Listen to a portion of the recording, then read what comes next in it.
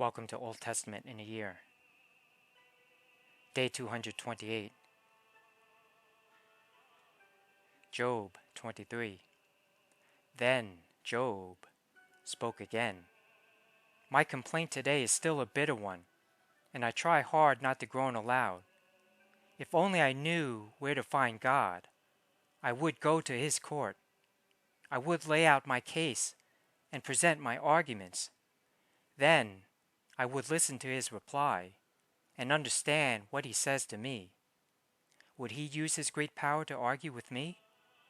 No, he would give me a fair hearing.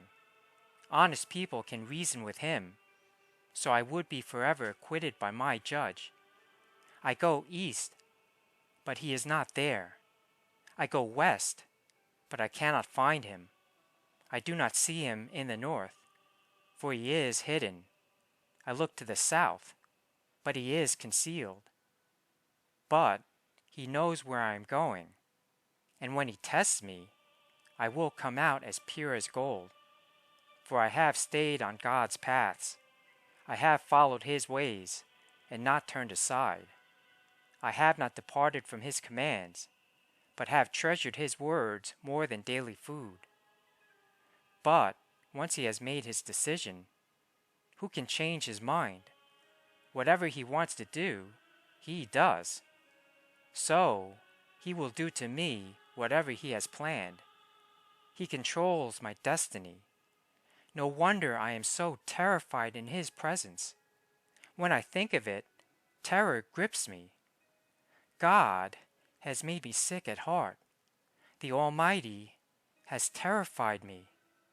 Darkness is all around me. Thick, impenetrable darkness is everywhere. Job 24. Why doesn't the Almighty bring the wicked to judgment? Why must the godly wait for him in vain? Evil people steal land by moving the boundary markers. They steal livestock and put them in their own pastures. They take the orphan's donkey and demand the widow's ox as security for a loan. The poor are pushed off the path. The needy must hide together for safety. Like wild donkeys in the wilderness, the poor must spend all their time looking for food, searching even in the desert for food for their children. They harvest a field they do not own, and they glean in the vineyards of the wicked. All night they lie naked in the cold, without clothing or covering. They are soaked by mountain showers, and they huddle against the rocks for want of a home. The wicked snatch a widow's child from her breast, taking the baby as security for a loan. The poor must go about naked without any clothing.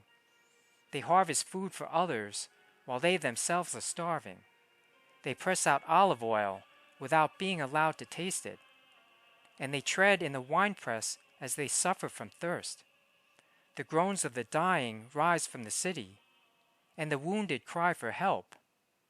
Yet God ignores their moaning. Wicked people rebel against the light. They refuse to acknowledge its ways or stay in its paths. The murderer rises in the early dawn to kill the poor and needy. At night, he is a thief. The adulterer waits for the twilight, saying, "No one will see me then." He hides his face, so no one will know him. Thieves break into houses at night and sleep in the daytime. They are not acquainted with the light. The black night is their morning. They ally themselves with the terrors of the darkness. But they disappear like foam down a river. Everything they own is cursed, and they are afraid to enter their own vineyards.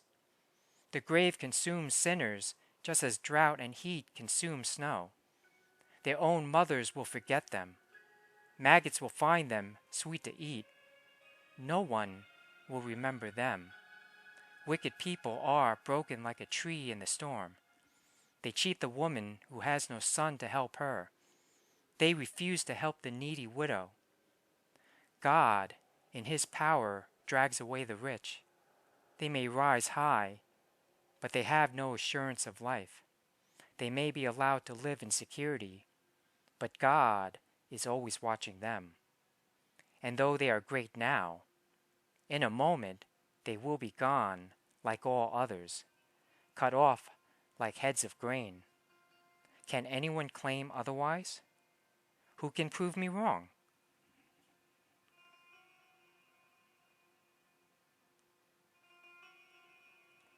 Job 25.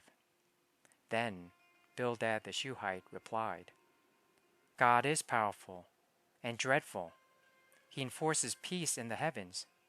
Who is able to count his heavenly army? Doesn't his light shine on all the earth? How can a mortal be innocent before God? Can anyone born of a woman be pure? God is more glorious than the moon. He shines brighter than the stars. In comparison, people are maggots. We mortals are mere worms.